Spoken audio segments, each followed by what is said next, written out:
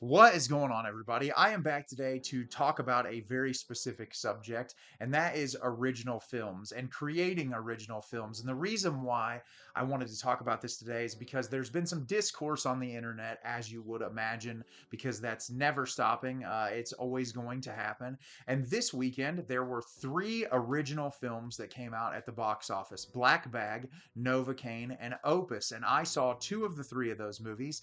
And Black Bag was one of my favorite movies that I've seen all year long. It was a sleek, sexy thriller that was a tight 90 minutes that was incredibly enjoyable. And no matter who you are, I feel like there's something you could find to appreciate in that movie. Novocaine, similarly, I very much enjoyed it. It's a fun, although familiar at moments, romantic comedy, action, suspense thriller that has some great performances and was just a really fun time. And I've heard mixed reviews about Opus, but it's an A24 film. It stars Io Debris and John Malkovich. I'm gonna watch it here in the future. But three original films that were offered, and I'm gonna put the numbers up here because I don't have them on hand.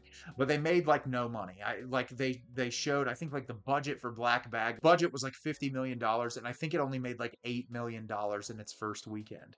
And so there's been all this discourse like, if people really want original movies, why aren't people going to see original movies? And I thought that that was a really interesting question because there's so many people online that are like me, that are big film lovers, that love going to the movies, love experiencing film firsthand and enjoying it. And I started asking myself, why is this the case? And I think there are several different factors as to why people aren't going to see these movies. And I think part of it is these movies do not have the marketing budget that a lot of other films do. I've seen a ton of people online, like people that are like us, will go watch anything immediately. Like we'll hear a director's name or an actor attached and we'll go to a movie. A lot of people will only go to the movies when they see something on TV or they'll see like a trailer at the movies that they're already at. And when you see a movie produced for $50 million or less, a lot of times they just don't have that level of marketing budget that other films have, especially like Marvel, who can just put their money into everything.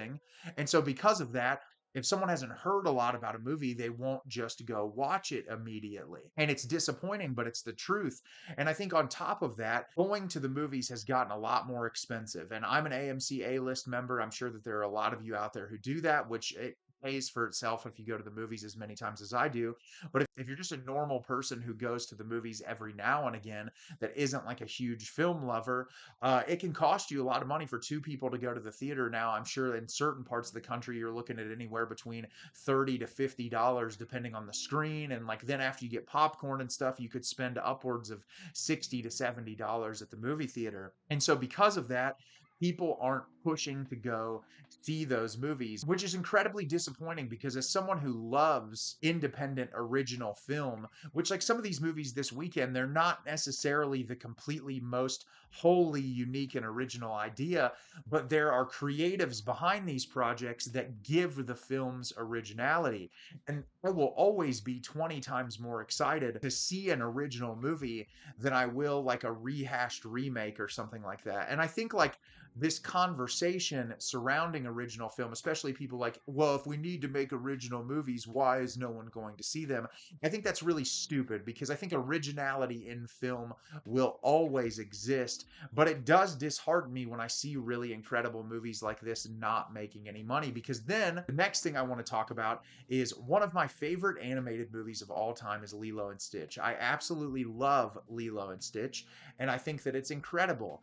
But then the live action trailer comes out this week, and I'm going to show side by side comparisons of one of the scenes in particular, which is the scene of the character's surfboard. And I saw it in the trailer, and my eyes just roll. And I have to ask myself the question, why does this exist? Because I know for a fact this movie is going to make millions and millions of dollars when it comes out in the theater because families will go pay money to see anything. Parents will go take their kids to any sort of Disney affiliated movie to distract their children for 2 hours. And so this will rake in a ton of money. But I think when it comes to the question of originality, it's very interesting that a company like Disney has become so creatively bankrupt that they will not hardly make new movies anymore. Every time they put out a movie, it has to be rehashing something that they've already created.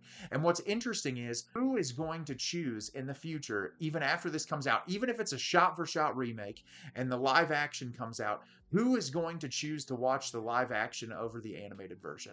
And that's really the question that I have is when it comes to like originality versus these movies that are being remade, why would someone want to watch the rehash? Because the thing is, the original has so much life and passion and vibrancy in the way that it's animated, in the vocal performances, and the music that's utilized.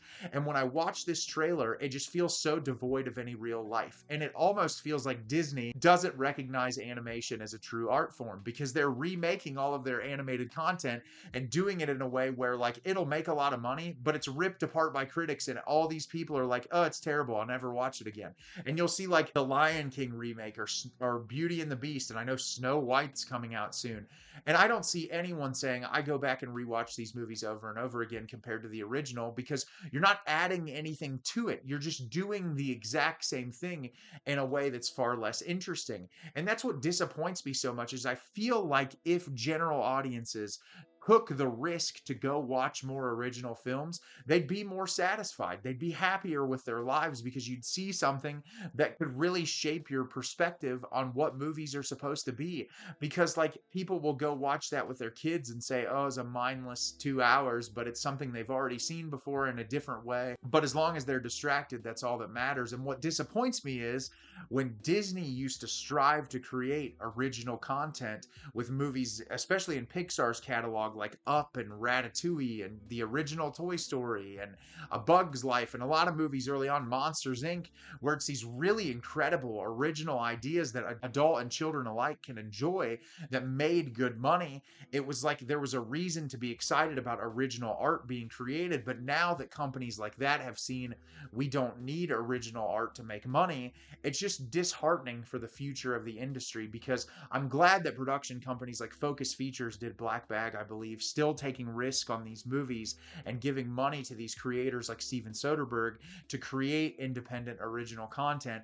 I hope that that's something that continues to happen. And I'm sure there's people in the industry that will continue to put money into those things. As a film lover, you have to worry sometimes because then you see things like this Millie Bobby Brown, Chris Pratt, $320 million movie thrown on Netflix that already has some of the worst reviews of any movie of the year. But then you see guys like David Lynch when he was alive, and then John Waters ask for pennies from Netflix in comparison, and they won't give them any money.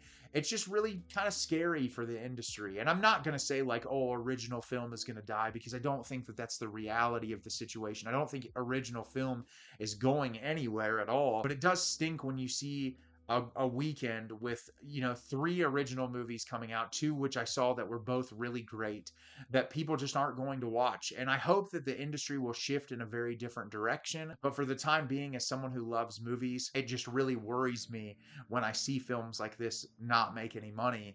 And you know, this Lilo and Stitch movie is going to come out and make hundreds of millions of dollars. So, what are your thoughts on this subject matter? Leave me a comment down below. I always love hearing what you guys have to think about these things.